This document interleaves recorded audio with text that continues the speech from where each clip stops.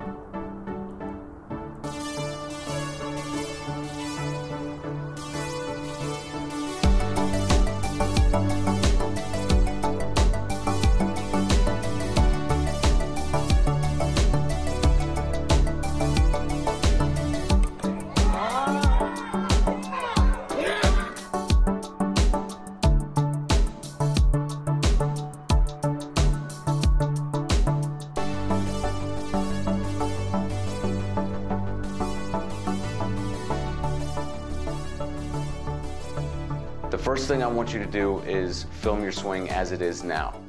This will help you later on to know, what sort of swing thoughts led to what changes, and also help the community of players looking to improve their swing on the Swing Mechanic forum. Just to tell you a little bit about myself and my journey to understand the swing. I was also a player who struggled a lot with hitting. I was much better at defense, and defense is what kind of got me to play on various teams, but my hitting never really was at the level that it should have been at for all the work that I put into it. And just to tell you a little story about my journey, and which sort of exemplifies my journey, is in 8th grade, we didn't have a baseball team. And my brother actually played on the varsity team. He wasn't a baseball player, but he played just because he knew I liked baseball, and he knew I could go to the practices. So I really lucked out with brothers in that way. Very loving brother, and he just was willing to play, even though he didn't really love it. So I went to all the practices and watched, and I would kind of stay on the sidelines and swing, hit off a tee. And one day, the coach had been watching me for weeks, and one day he called over his whole team. They all sat in a semicircle around me, and he told me to swing. And I showed them my swing. And it was the textbook swing that they taught at the time, and the coach wanted to show his players how good my swing was. And what was funny about that is my swing never really produced in games. And I was doing everything that they taught you should do. That's why the coach thought it was so good. But my little secret was that I wasn't really a good hitter at all. Not only could I not hit at the level that these guys sitting around me could hit at, for most of them could hit at, but I couldn't even hit very well at the level I was playing at. So I really felt like a poser, and it always confused me that I was so textbook correct, and people thought my swing was so textbook, but it never produced on the field. That was the first sign that maybe something is wrong in conventional instruction. I actually went and played in college, and for a brief period of time, I actually found a swing that worked extremely well, but then lost it really just after a couple months. That set me on a path to basically, after college, devote my whole life to understanding the swing. I was just pulled to figure out the swing. And it seemed so ridiculous because everyone around me was under the assumption that the swing couldn't be figured out.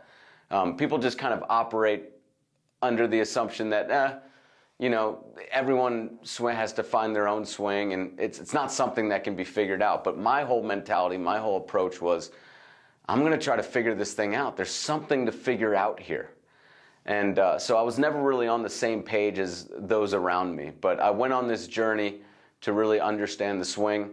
It was a journey that took me many places. I would film professional hitters. I would film college hitters. His view, pretty tough to beat, but Jamie Savalas isn't at Riley Park to watch. He's there to work and to make the River Dogs better hitters. I ended up achieving some success with major league players, actually working with them on their swing, and was one of the first, if not the first, independent swing coach to help a player make significant changes to his swing mechanics to improve power and consistency.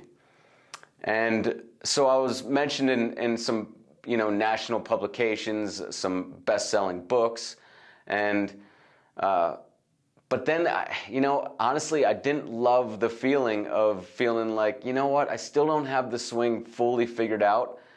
At that time, I knew the positions. I had been just crazy about the video, and I would look at video day and night. And so I discerned some patterns in positioning of the greatest hitters.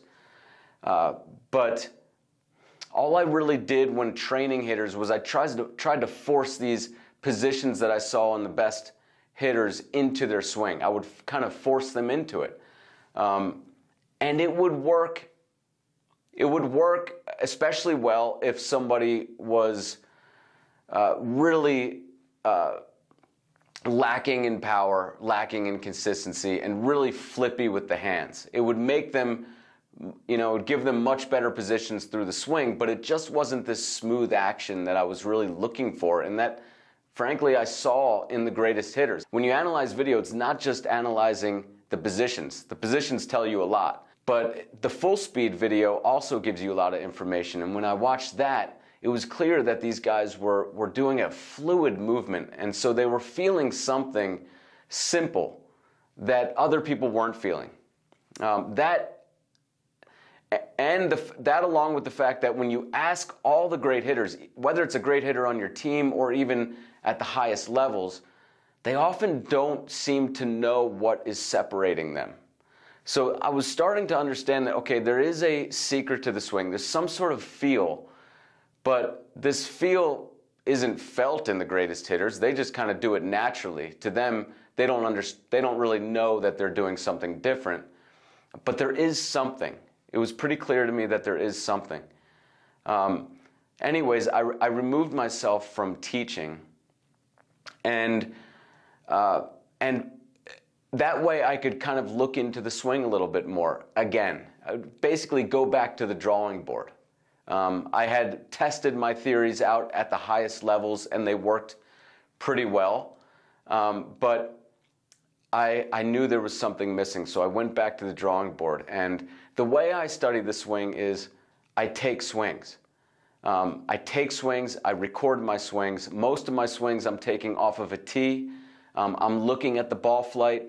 And the ball flight and the video are probably my two biggest sources of feedback. And then I will also record other people's swing, and that's another source of feedback.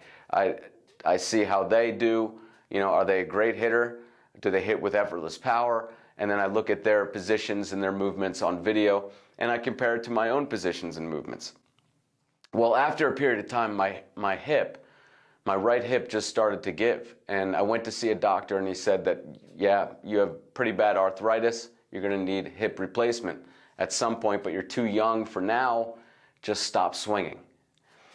So I figured my quest, which had been about 2 decades long at that point, was pretty much over to understand the swing. And so I pretty much thought it was done. But one day, not even thinking about still trying to figure out the swing necessarily, but just missing hitting balls, I went out with my tee and swung left-handed. And, I wasn't very good, but it was just nice to get out in the sunshine and hit some balls again. Well, I did notice a little bit of a difference in the way the ball came off the bat. And I ended up finally improving my hand-eye coordination to the point where I decided, you know what, let's see what this looks like on film. And when I did that, I couldn't believe what I saw. I was seeing myself get into positions that I wasn't able to achieve from my right side, my so-called good side, for 2 decades. and trying to achieve these positions and still not being able to from my right side. And here I was from my left side, achieving them seamlessly without any swing thoughts. And so I postulated at that point, it didn't take me too long to realize, well, what's the only difference? The only difference is my front arm is dominant and my back arm isn't.